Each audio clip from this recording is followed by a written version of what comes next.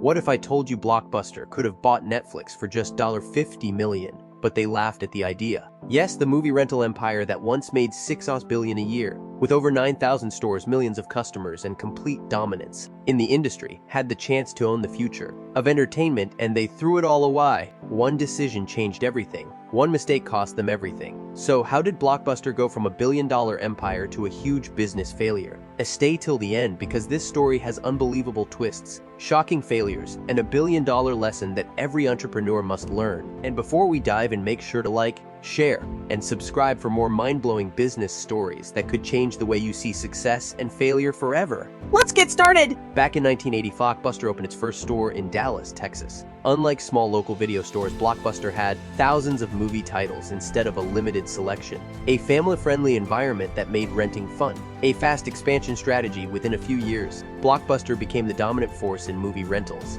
By the 1990s, Blockbuster had millions of members, partnered with major Hollywood studios, and was making over $6 billion annually. The brand was so powerful that Friday nights meant one thing: going to Blockbuster to rent a movie! Blockbuster wasn't just a store, it was a cultural phenomenon. So what went wrong? In 2000, a small company named Netflix approached Blockbuster with a deal. They offered to sell Netflix for just $50 million. Netflix was struggling. At the time, they were just a DVD rental by mail service with no real competition against Blockbuster's dominance. But guess what? Blockbuster laughed at the offer. They believed that people would never stop renting physical movies. After all, they were making $100 million a year just from late fees alone. Yes, you heard that right. Blockbuster's business model was heavily dependent on penalizing customers with late fees, something that Netflix would later eliminate. Blockbuster executives mocked Netflix, thinking streaming would never replace physical stores. Big mistake, huge mistake. While Blockbuster was stuck in the past, Netflix was building the future. 2007, Netflix launched streaming services,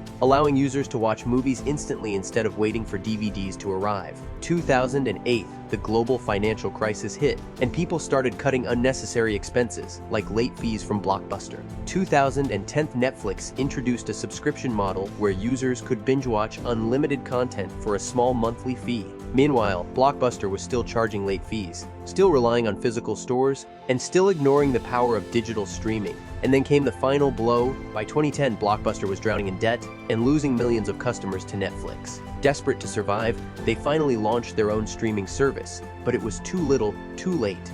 Netflix was already too big, too advanced, and too affordable. Blockbuster filed for bankruptcy in 2010 and shut down thousands of stores. The company, once worth $6 billion, was reduced to nothing.